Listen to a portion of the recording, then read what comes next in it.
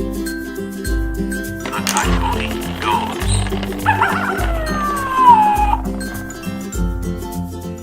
Hi guys, on to day 8. We're here. We've made it through 1 week.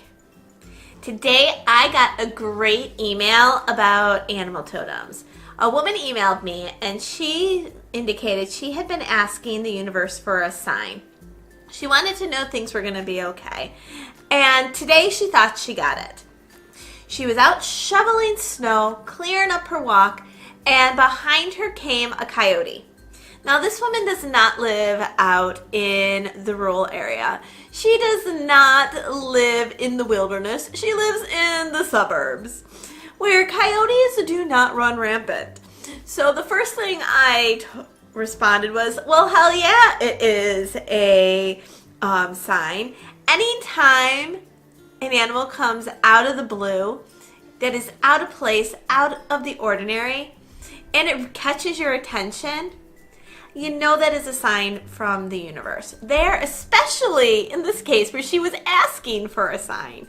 She had wanted for a sign. What better way than to get a coyote coming up behind you? That probably would have freaked me out a little bit. I know I saw a coyote on the side of the road a few weeks ago and I was like, honey, coyote. He's like, no. I'm like, no, yeah, it is. He's like, no. I'm like, yeah. But it's one of those things where when it catches your attention and catches you off guard, that's when you know it's a sign. These things can be any place. They can be on the side of the road. It can be on your Facebook feed. It can be something that you catch on a movie. Something that catches your attention that is out of the norm, out of the blue, is that sign. And animal totems are a great way to be giving that to you because we all have ideas about how animals behave. I mean, think about a snake for a moment. And then think about a peacock or an elephant. You think about these different animals, even a bear. How do they make you feel? Well, there's ideas about how these animals behave, what they are, and that's what those messages are for you. Take them.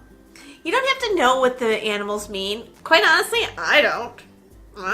Are you kidding me? If I were to be a walking encyclopedia on what all the crystals in the world mean, what all the animal totems in the world mean, what every single color means, flowers, foods, go on and on and on and on and on. It's going to go on for a really long time. My brain isn't that big. I'm not using all that much. So it's not going to be keeping that encyclopedia. My husband will tell you. Short-term memory. Long-term is great. Short-term, give it 3 weeks and I'll remember.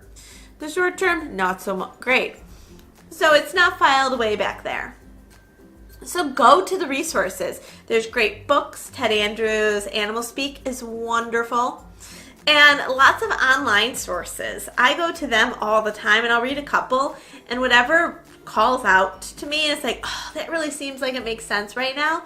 That's what I take away. I don't take away the whole meaning. There's pages and pages and pages of definitions.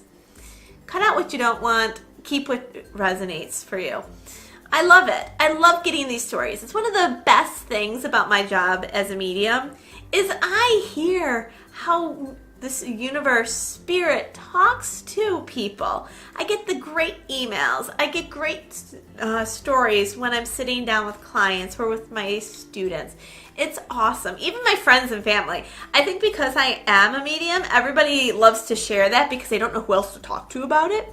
So I love it. It gives me great fuel to be able to share great stories to tell. So please, if you have any stories, put them in the comments below. Shoot me an email. Shoot me a text. Whatever it is. I love to hear the stories. Share them because it's not that uncommon. Everybody is a medium. Everybody uses their intuition. That's why I joke, and you've seen me say it's you and you and you and you and you. Because you and you and you and you and you have those stories. I want to hear them. Put them in the comments. But I love to get those stories because it just reinforces and it makes me see that I'm doing something right. So animal totems are wonderful. Do you have one? I know I've got some. My daughter, she's got some too. She loves snakes. Snakes. It's like, really? You're a little girl. Not that I want her to be all girly, although she definitely is that.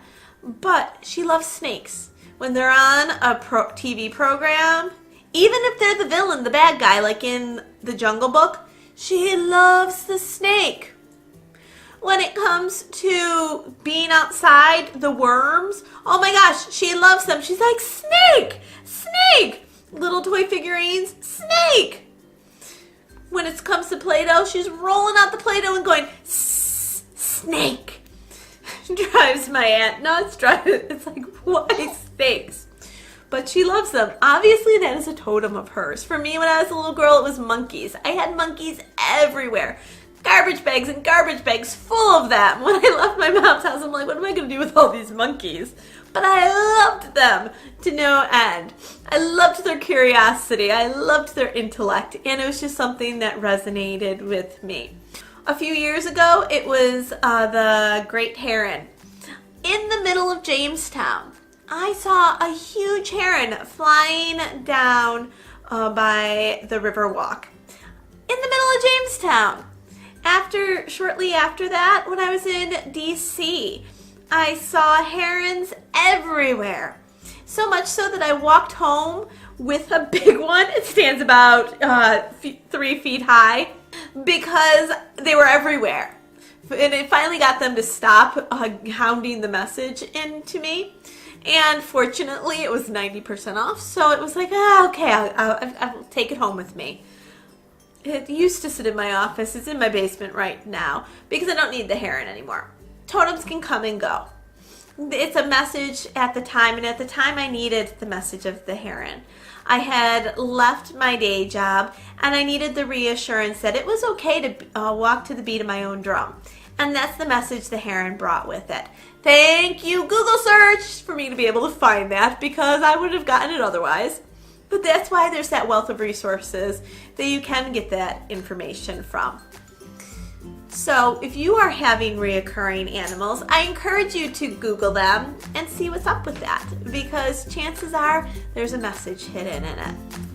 So that does it for day 8, guys. Subscribe to my channel, like it, so that you get the notifications so you can see what's up in day 9 and 10 and 11 and 12 and 13 all the way to 100 because I want you to be there with me on this journey. And if you do have stories, share them in the comments below. I'd love to hear them.